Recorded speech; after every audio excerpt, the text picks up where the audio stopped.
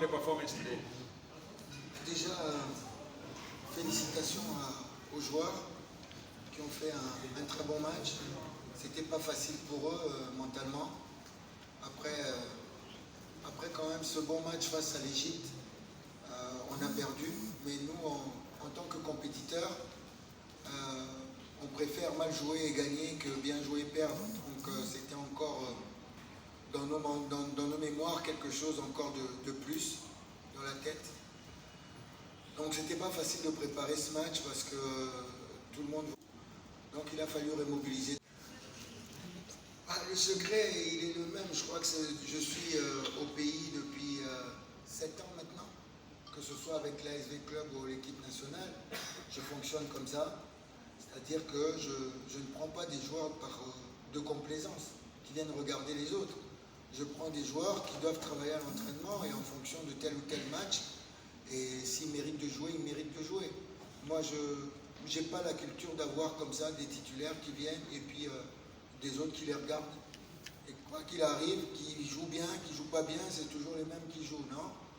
Moi, je pense qu'il faut toujours avoir une émulation. Une émulation et puis pouvoir justement adapter. Aujourd'hui, vous avez vu, on a joué en 4-4-2. On a joué en 4-4-2, donc il y a des joueurs qui sont beaucoup plus adaptés pour un 4-4-2 qu'un 4-3-3. Et je reste dans ce que j'ai dit aux joueurs avant la compétition, quand je suis allé les voir en Europe, et ceux qui sont au pays, je leur ai dit qu'on doit aborder cette compétition en outsider, on doit l'aborder en jouant chaque match comme si on n'allait pas jouer le prochain. C'est-à-dire qu'on doit sortir du terrain fatigué, de sorte qu'un autre copain puisse jouer le match d'après. Donc voilà le contrat que j'ai donné à mes joueurs. Donc quand les joueurs sont fatigués, il y en a un autre qui doit arriver et donner le meilleur de lui-même. Il n'y a pas un joueur qui soit moins qu'un autre. Donc tous les joueurs sont valorisés et ils doivent se donner, tout simplement.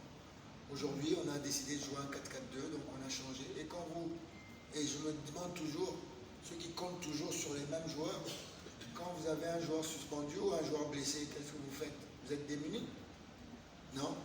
Donc aujourd'hui, par exemple, je n'aurais pas pu reprendre la même équipe que face à l'Égypte, parce que Bob a déjà été suspendu, donc il fallait le remplacer. Et puis, que faire d'un Chancel Mbemba qui reprend toute sa forme et qui repasse derrière?